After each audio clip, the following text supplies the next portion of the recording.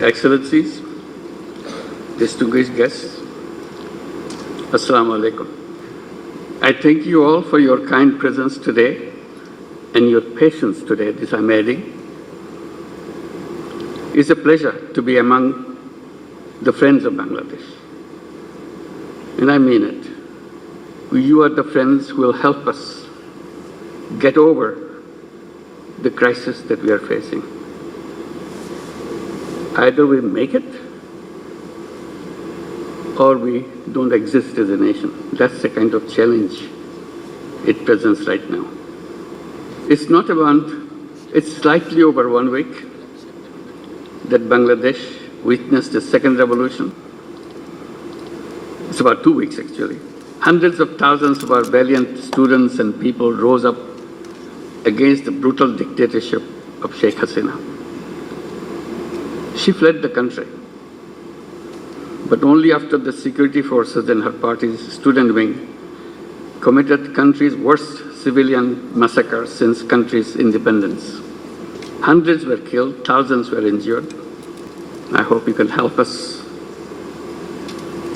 in restoring the health of the wounded young people mercilessly attacked by forces and student wings of the party. Many hundreds of students have already lost or about to lose their eyesight after rubber bullets were shot at their eyes. I visited them. It's impossible to look at the way their body is mutilated practically. When bullets went through their eyes, and we don't know what will happen to the young people.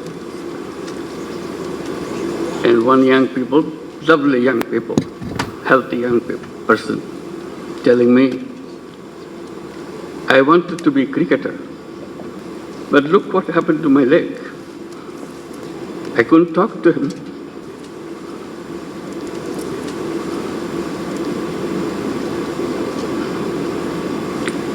Many such young people, lovely young people. I pay my deep respect and homage to all those valiant students and innocent people who made the supreme sacrifice. Students of no other countries in our recent memory had to pay so much a price for expressing their democratic aspirations, dreaming of a discrimination-free, equitable, and environmental-friendly nation where human rights of every citizen will be fully protected. I took over the responsibilities of a country at the request of these students, a country which is in almost always a completely mess. In their efforts to stay in power, Sheikh Hasina dictatorship destroyed every institution of the country. Judiciary is broken. Democratic rights suppressed through a brutal decade-and-a-half-long crackdowns in every way. Elections were rigged blatantly. Generations of young people grew up without exercising their voting rights. They never had an opportunity to go to a polling booth. Banks were robbed with full political patronization. And the state coffer was plundered by abusing power. Excellencies, a new era has begun as the students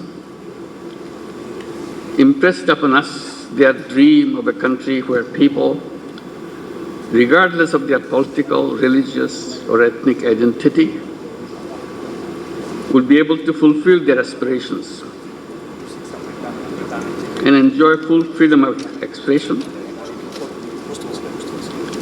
with the government upholding democracy, justice, and human rights, and freedom of speech.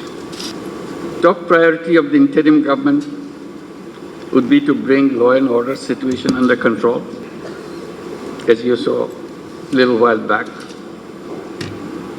It was delayed because I was unwilling to bring police to let them go. I said, let's talk. Let's be peaceful. That's why it took time. We will be close to normalcy within a short period, I hope. I hope. With the unwavering support of our people and patriotic armed forces. The police force has also resumed their operations. The armed forces will continue to serve in aid of civil power as long as the situation warrants. Our government remains pledge-bound to ensure safety and security of all religious and ethnic groups. We have also made it a priority to ensure justice and accountability for all the killings and the violence committed during the recent mass uprising. I have spoken to the UN Human Rights Chief, Volker Turk. I welcome the UN Rights Office's move to send a UN-led fact-finding mission. We want an impartial and internationally credible investigation into the massacre and the subsequent due judicial process. We'll provide whatever support the UN investigators need. The revolutionary students want us to carry meaningful and deep reforms, which will turn the country into a real and a thriving democracy. The task is huge, huge, but I feel it's doable. And we need your support for that, to make it happen. We must succeed. We don't have any other option. We will hold a free and fair participatory election as soon as we can complete our mandate to carry out the vital reforms in our election commission, judiciary, civil administration, security forces, and media. We will also make sincere efforts to promote national reconciliation. We will undertake robust and far-reaching economic reforms to restore macroeconomic stability and sustain growth, with priority attached to good governance and combating corruption and mismanagement.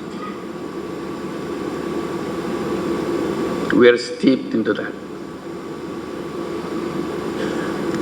We'll uphold and promise all our international legal obligations, including international humanitarian law and international human rights law. Our government will adhere to all international, regional, and bilateral instruments it is party to. Bangladesh shall continue to remain an active proponent of multilateralism with UN at the center. We look forward to maintaining and enhancing Bangladesh's contribution to the UN peacekeeping operations.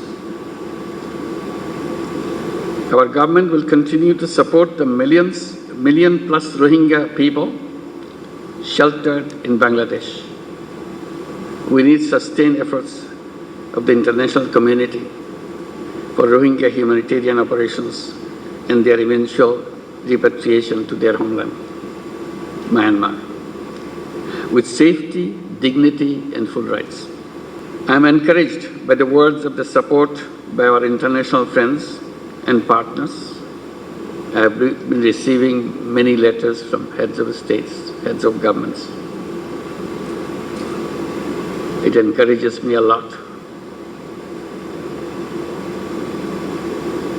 Our government will nurture friendly relations with all countries in the spirit of mutual respect and understanding and shared interest.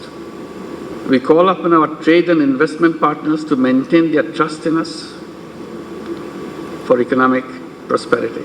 For our part, we won't tolerate any attempt to disrupt the global clothing supply chain in which we are a key player.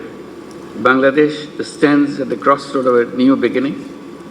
Our valiant students and people deserve a lasting transformation of our nation. It's a difficult journey. We need your help, lots of help along the way. We need to fulfill the aspirations of the people of this country. And we have to do it sooner because they were deprived so long. We have to create opportunities, build a poverty-free and prosperous new Bangladesh. We believe all our friends here and partners in the international community will stand by our government and the people as we chart a new democratic future.